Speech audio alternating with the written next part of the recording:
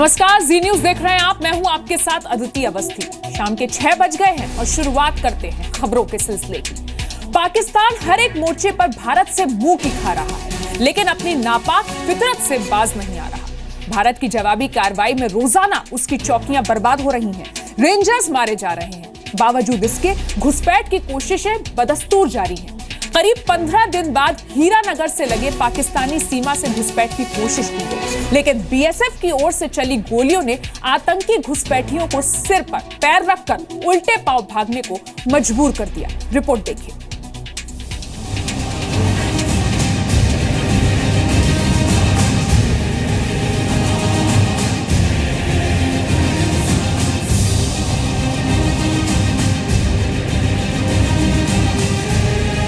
घने पेड़ों की ओट में छिपते छिपाते चल रही ये परछाई पाकिस्तानी घुसपैठ की तस्वीर है।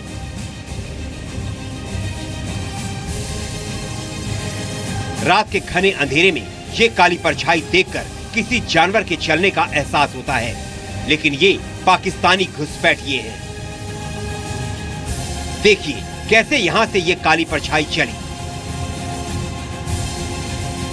अब इन्हें देखिए कैसे दबे पैर छिपते छिपाते चलती दिख रही है।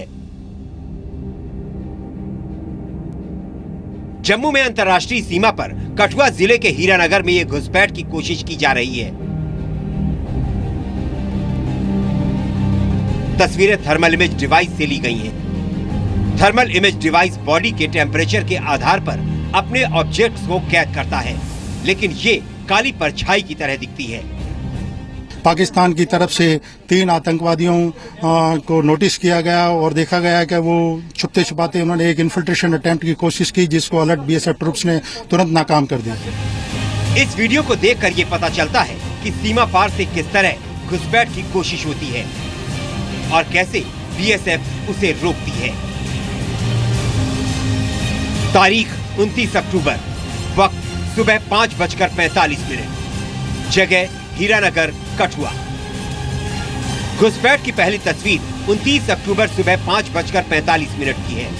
पाकिस्तान की ओर से घुसपैठ की कोशिश की जा रही है। 29 अक्टूबर को घुसपैठियों की भारत में घुसने की कोशिश नाकाम हो गई। दिन भर ये आतंकी घुसपैठिए जंगल में छिपे रहे। शाम ढलते ही फिर से भारत में घुसपैठ की कोशिश की। घुसपैठ को आसान बनाने के लिए पाक रेंजर्स ने कवर फायरिंग देनी शुरू की। थर्मल इमेज डिवाइस से दिखाई दे रही हलचल के आधार पर बीएसएफ ने जवाब देना शुरू किया। इसके बाद देखिए आतंकी किस तरह से जान बचाकर भागते दिख रहे हैं।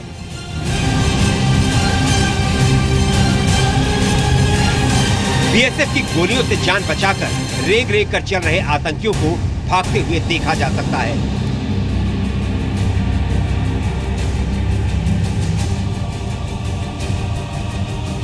तारीख 30 अक्टूबर, वक्त शाम 6:50, जगह अभियाल डोगरा, पाकिस्तान। 30 अक्टूबर की शाम 6:50 का ये वीडियो है।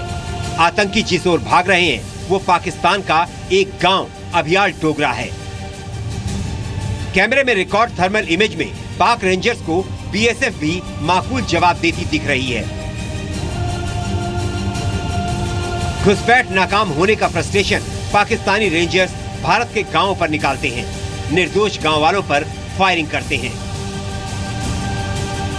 हाँ, ये पाकिस्तान रेंजर्स का और उनकी सिक्योरिटी फोर्सेज का एक फ्रस्ट्रेशन है। जब लड़ाई एक सैनिक के साथ होती है, जब आप उसमें कुछ हासिल नहीं कर पाते हैं तो एक दूसरा ये तरीका अपनाया जाता है कि सिविलियन एरिया को टारगेट किया जाए। अंतर्राष्ट्रीय सीमा और एलओसी पर सैकड़ों ऐसी जगह हैं जहां बाढ़ नहीं है। इसका फायदा उठाकर ये आतंकी घुसपैठ की कोशिश करते हैं। इन खुली जगह का फायदा आतंकी उठाते हैं और इसमें इनकी मदद करते हैं पाकिस्तान के रेंजर्स। घुसपैठिए जान बचाकर पाकिस्तान की सीमा में दोबारा भाग गए। बीएसएफ की कार्रवाई में एक आतंकी घुसपैठिया बुरी तरह जख्मी बताया जा रहा है। हीरानगर में बीएसएफ की मुस्तैदी की वजह से एक बार फिर से घुसपैठ नाकाम रही। ये तस्वीरें बताती हैं कि देश की सुरक्षा के लिए हमारी सेना, हमारे बीएसएफ के जवान कैसे 24 घंटे सतर्क रहते हैं और देश की सुरक्षा के लिए हंसते हंसते शहादत दे देते हैं। राजू केरनी, जी मीडिया, कठुआ, जम्मू कश्मीर। जम्मू में अंतर्राष्ट्रीय बॉर्डर पर सीज फायर उल्लंघन का मामला गंभीर रूप लेता जा रहा है। पिछले 12 घंटे में 2 मासूम बच्चों समेत 7 निर्दोष लोगों की जान जा चुकी है।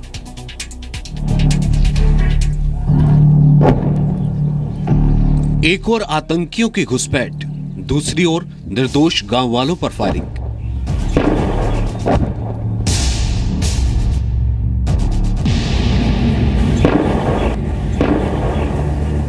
पाकिस्तान निर्लज्जता की सारी हदों को पार कर गया है। पाकिस्तान की बेवजह की फायरिंग ने आज शाम 6 बजे तक पिछले 12 घंटे में 7 लोगों की जान ले ली। जब गांव में शेलिंग स्टार्ट हुई तो हमने उनको कड़ा जवाब देना उचित समझा और कड़ा जवाब दिया और अभी तक जवाब दे रहे हैं। सांबा के रामगढ़ इलाके में 5 और राजौरी में 2 लोगों की मौत हुई है।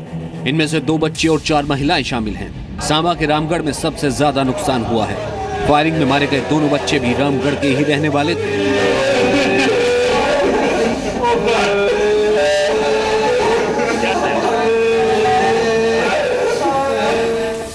पाकिस्तान की ओर से जम्मू में अंतर्राष्ट्रीय सीमा से लेकर कश्मीर में एलओसी तक भारी फायरिंग की जा रही है।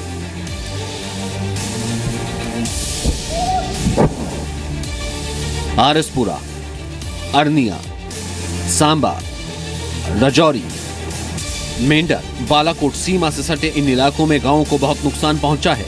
रक्षा विशेषज्ञों का कहना है कि अगर पाकिस्तान अपनी हरकत से बाज नहीं आता है तो भविष्य में हालात और भी खराब हो सकते हैं, जिसका नतीजा एक और युद्ध हो सकता है।